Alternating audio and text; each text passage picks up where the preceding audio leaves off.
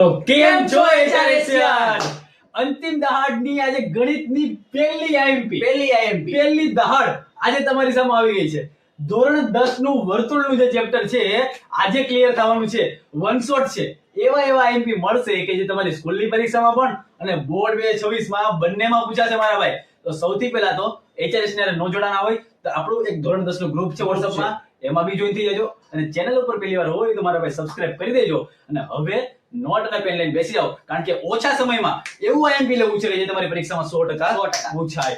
ધોરણ 10 વર્તુળનું chapter number 10 વર્તુળ, ધોરણ 10 નું વર્તુળ શરૂ કરીએ. ચાલો સ્ટાર્ટ. તો ધોરણ 10 ચેપ્ટર નંબર 10 અને એ પણ છે વર્તુળ. તો એના પહેલા આપણે વેઇટેજ ની જરાક વાત કરી દઈએ કે વેઇટેજ કઈ ટાઈપનું છે.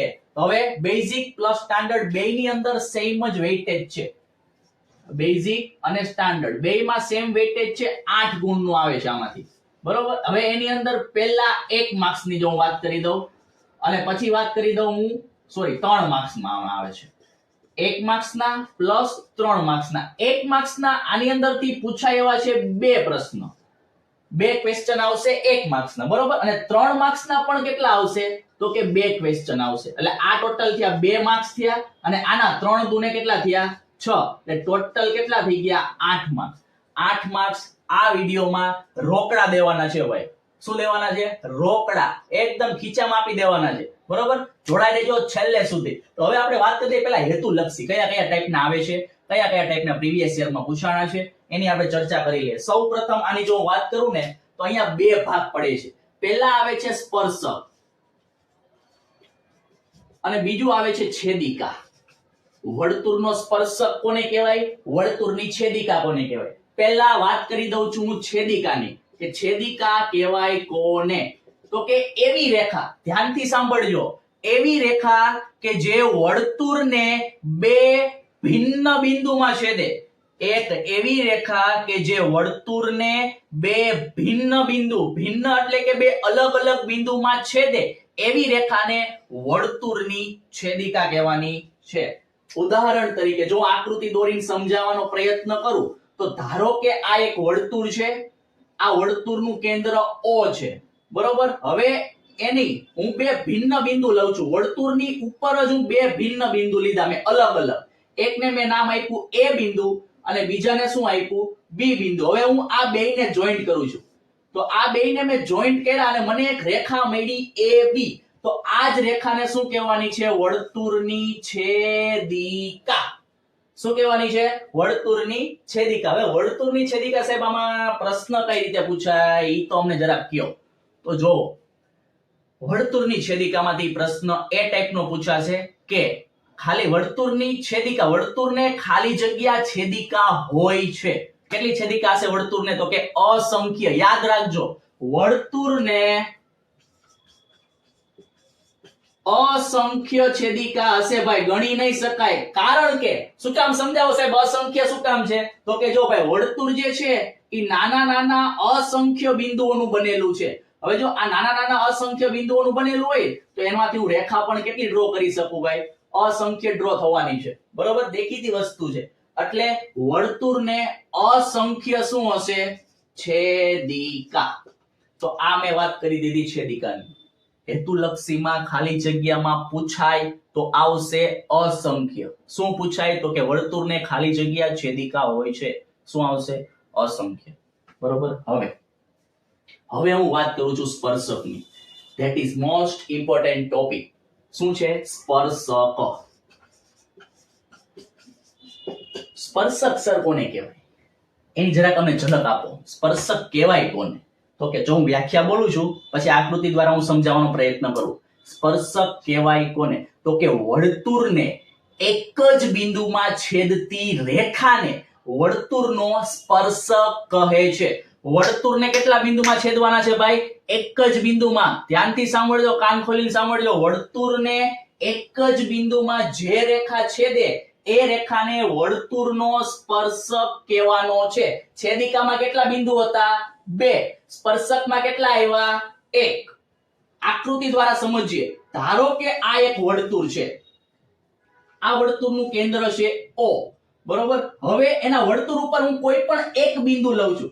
ધારો કે મેં એ બિંદુ લીધું અહીંયા. એને હું નામ આપું છું બિંદુ P. હવે આમાંથી હું એક રેખા ડ્રો કરવાનો પ્રયત્ન કરું છું. આને હું નામ આપી દઉં A, અહીંયા નામ આપી દઉં B. તો આ AB શું થઈ ગયો? આ વર્તુળનો સ્પર્શક બની ગયો. શું બની ગયો? સ્પર્શક. હવે એવી જ રીતે પરીક્ષામાં પૂછાય કઈ રીતે? તો કે વર્તુળને ખાલી જગ્યા સ્પર્શક હોય કેટલા આવશે?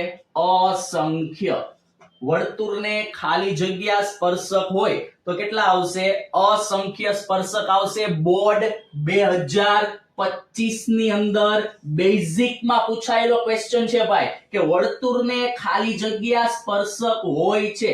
ક્યાં પૂછાણો હતો? તો કે બોર્ડ 2025. કેમાં? તો કે બેઝિક ગણિતની અંદર પૂછાઈ ગયેલો પ્રશ્ન છે ભાઈ કે વર્તુળને ખાલી જગ્યા સ્પર્શક હોય છે. શું જવાબ આવશે? અસંખ્ય સ્પર્શકો હોય છે. હવે નેક્સ્ટ જો હું વાત કરવા જાઉં ને તો આની અંદર બહુ બધા MCQ પૂછાય એવા છે. એને રિલેટેડ, સ્પર્શકને રિલેટેડ. સમજો, ધ્યાન આપો. હવે હું અમુક કેસ લઉં છું સ્પર્શકોની સંખ્યા માટે. સ્પર્શકોની સંખ્યા માટે અમુક કેસ લઉં છું. પહેલો કેસ જોજો, ધ્યાન આપજો ભાઈ. ખાસ અહીંયા નજર હટી, દુર્ઘટના ઘટી, 1 માર્ક્સ જવા દેવાનો છે. નજર હટી એટલે 1 માર્ક્સ ગયો એમ સમજજો. બરોબર? ચાલો ધ્યાન આપો. અહીંયા પહેલો કેસ હું લઉં છું. એક વર્તુળ મેં લીધું. બીજા કેસની અંદર બીજું વર્તુળ લીધું. એવી જ રીતે અહીંયા એક હું ત્રીજો કેસ લઉં છું. એની અંદર મેં લીધું ત્રીજા નંબરનું વર્તુળ. આ વર્તુળનું કઈક કેન્દ્ર હશે, O નામ આપ્યું. અહીંયા પણ કઈક કેન્દ્ર હશે, O નામ આપ્યું. અહીંયા પણ કઈક કેન્દ્ર હશે, O નામ આપ્યું છે. બરાબર? હવે પહેલા કેસની અંદર હું વર્તુળમાં એક બિંદુ લઉં છું. ધારો કે મેં કોઈ એક બિંદુ લીધું વર્તુળની અંદર, એને મેં નામ આપ્યું બિંદુ P. બીજા કેસની અંદર મેં એક બિંદુ લીધું છે વર્તુળની ઉપર, વર્તુળ પર બિંદુ લીધું, એને પણ મેં નામ આપ્યું P. અને કેસ નંબર 3 ની અંદર મેં લીધું છે બિંદુ વર્તુળની બહાર. આ 3 કેસ પોસિબલ છે. ચોથો કેસ ન કરી શકાય. જો પહેલા તો કાં તો તમે એક બિંદુ વર્તુળની અંદર લઈ શકો, કાં તો વર્તુળની ઉપર લઈ શકો, અથવા તો વર્તુળની બહાર લઈ શકો. આ 3 કેસ જ પોસિબલ છે. ચોથો કેસ પોસિબલ જ નથી. હવે આને લઈને આપણે સ્પર્શકોની સંખ્યા ગણવાનો પ્રયત્ન કરીએ. બરોબર? હવે જો આ બિંદુ P મેં લીધું, તો બિંદુ P માંથી હું ધારો કે સ્પર્શક દોરવાનો પ્રયત્ન કરું તો મને આવી કઈક રેખા મળે છે બિંદુ P માંથી પસાર થતી હોય એવી. હવે જો આને સ્પર્શક કહેવાય ભાઈ? સ્પર્શક તો ન કહેવાય, કારણ કે અહીંયા જો સ્પર્શકની વ્યાખ્યા મેં શું આપી? તો કે સ્પર્શક એને જ કહેશો કે જે વર્તુળને એક જ બિંદુમાં છેદે. એને શું કહેવાય? સ્પર્શક કહેવાય. વર્તુળને એક જ બિંદુમાં છેદતું એને સ્પર્શક. પણ અહીંયા જો વર્તુળને 2 બિંદુમાં છેદી ગયા જો, તો હવે આ સ્પર્શક નો રહે. આને શું કહેવાય? છેદિકા કહેવાય. હા, જો સાહેબ છેદિકાની વ્યાખ્યા તમે શું આપી હતી? તો કે વર્તુળને 2 ભિન્ન બિંદુઓમાં છેદતી રેખાને વર્તુળની છેદિકા કહે છે. તો આને છેદિકા કહેવાય નહીં. હવે બિંદુનું સ્થાન આપણે ક્યાં દર્શાવ્યું? વર્તુળની અંદર. સ્પર્શક ક્યાં મળ્યો? મને નથી મળ્યો. સ્પર્શક જ નથી મળ્યો. સ્પર્શકની સંખ્યા કેટલી આવશે? 0. બીજા કેસની અંદર વર્તુળની ઉપર બિંદુ દર્શાવ્યું છે, એમાંથી જો હું સ્પર્શક દોરવાનો પ્રયત્ન કરું ને તો મને એક જ સ્પર્શક મળશે. વર્તુળની ઉપર કોઈ પણ બિંદુને એક જ સ્પર્શક હોય છે. ખાસ સમજો ભાઈ, આ વર્તુળના કોઈ પણ એક બિંદુને લઈ લો ને એમાંથી તમે વધુમાં વધુ એક જ સ્પર્શક દોરી શકો, એનાથી વધારે નહીં દોરાય. હવે બિંદુનું સ્થાન, બિંદુનું સ્થાન ક્યાં રાખ્યું હતું મેં? વર્તુળ પર. અને સ્પર્શક મને કેટલા મળ્યા? તો કે only for 1. ત્રીજા કેસની અંદર જો વર્તુળને બહાર એક બિંદુ લીધું છે P. હવે આની અંદરથી હું સ્પર્શક દોરવાનો પ્રયત્ન કરું છું. પહેલો સ્પર્શક હું આ રીતે દોરી શકું અને બીજો સ્પર્શક જે છે એ હું આ રીતે કંઈક ડ્રો કરી શકું. તો હવે મને અહીંયા આ બિંદુને હું A કહી દઉં, આને હું B કહી દઉં. તો વર્તુળની બહાર બિંદુનું સ્થાન વર્તુળની બહાર સ્પર્શક મળ્યા મને 2. આ 3 કેસ લીધા છે. આ 3 કેસમાંથી એક હેતુલક્ષી તમારી બોર્ડ 2026 માં આવશે. ફરી એકવાર ધ્યાનથી સમજો, રિવાઇઝ કરાવી દઉં છું. 3 કેસ લીધા હતા. પહેલા કેસમાં બિંદુને રાખ્યું અંદર, બીજા કેસમાં રાખ્યું બિંદુને વર્તુળની ઉપર, ત્રીજા કેસમાં રાખ્યું બિંદુને વર્તુળની બહાર. બરોબર. હવે બિંદુનું સ્થાન જો વર્તુળની અંદર હશે તો સ્પર્શકની સંખ્યા હંમેશા કેટલી લખશો? 0. બીજા કેસની અંદર બિંદુનું સ્થાન જો વર્તુળની ઉપર ક્યાંક હોય તો એમાંથી વધુમાં વધુ કેટલા સ્પર્શક દોરાશે? Only four 1. ત્રીજા કેસની અંદર આ જ બિંદુ P વર્તુળની ક્યાં લીધું છે? બહાર. વર્તુળની બહાર લેવા જઈએ તો એની અંદર સ્પર્શક કેટલા મને મળે છે? Only four 2.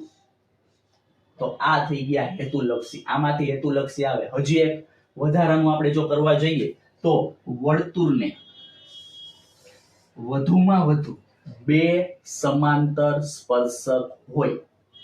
વર્તુળને વધુમાં વધુ કેટલા સમાંતર સ્પર્શક હોય? આ 2 જ હોય.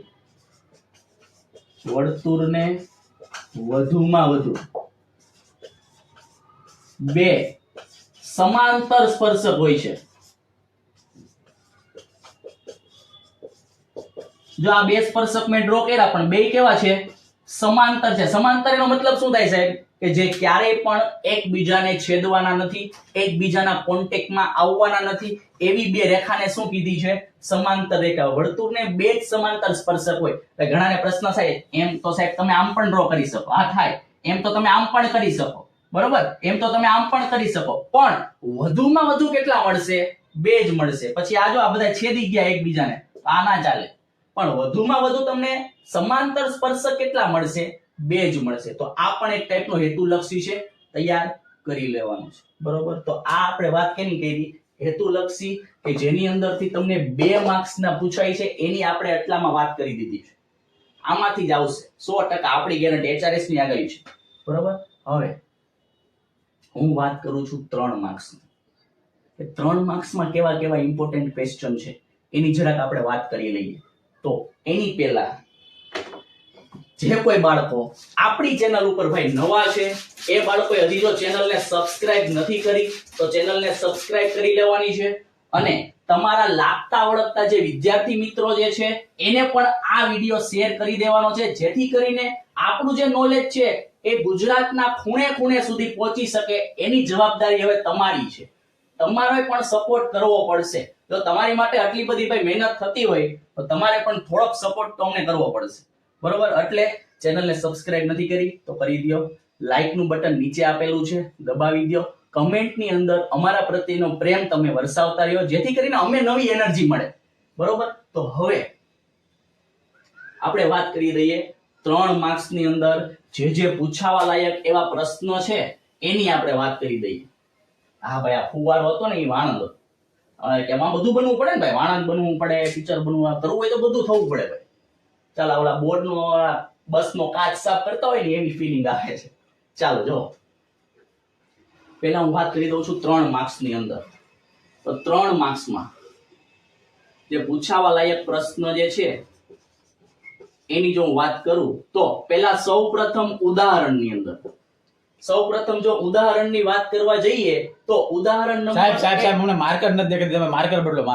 માર્કર નથી દેખાતી? Yes sir. ચાલો માર્કર બીજી લઈ લઈએ ભાઈ. ચાલો ઉદાહરણની જો વાત કરી દઉં તો ઉદાહરણ નંબર 1 અને ઉદાહરણ નંબર 2 આ 2 વસ્તુ કરી લેવાની છે. એમાં ખાસ કરીને ઉદાહરણ નંબર 2 મોસ્ટ ઇમ્પોર્ટન્ટ છે. ત્યારબાદ જો હું વાત કરવા જાઉં તો એની અંદર છે સ્વાધ્યાય 10.2 ની અંદર. તો સ્વાધ્યાય 10.2 ની અંદર દાખલા નંબર 7, દાખલા નંબર 8, પછી આવે છે દાખલા નંબર 9, 10 અને 11. આટલા દાખલા કમ્પલસરી કરવાના છે. જો આમાં પણ જો હું સ્પેસિફિક આઈએમપી ની વાત કરું તો દાખલા નંબર 8 અને દાખલા નંબર 9 મોસ્ટ આઈએમપી છે. દાખલા નંબર 8 અને દાખલા નંબર 9. દાખલા નંબર 8 જે છે ઈ બેઝિક માટે છે. બેઝિક મેથ્સ જે બાળકોને છે એના માટે દાખલા નંબર 8 મોસ્ટ આઈએમપી છે. ત્યારબાદ જે બાળકોને સ્ટાન્ડર્ડ છે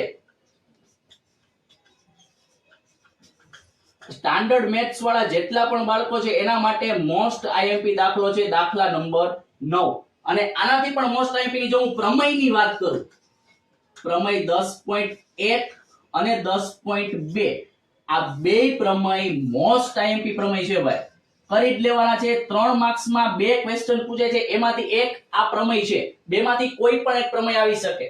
હવે 2025 ની જો આપણે વાત કરીએ તો 10.1 જે પ્રમેય હતો એ બેઝિક માં હતો અને 10.2 જે હતો એ સ્ટાન્ડર્ડ વાળાને હતો.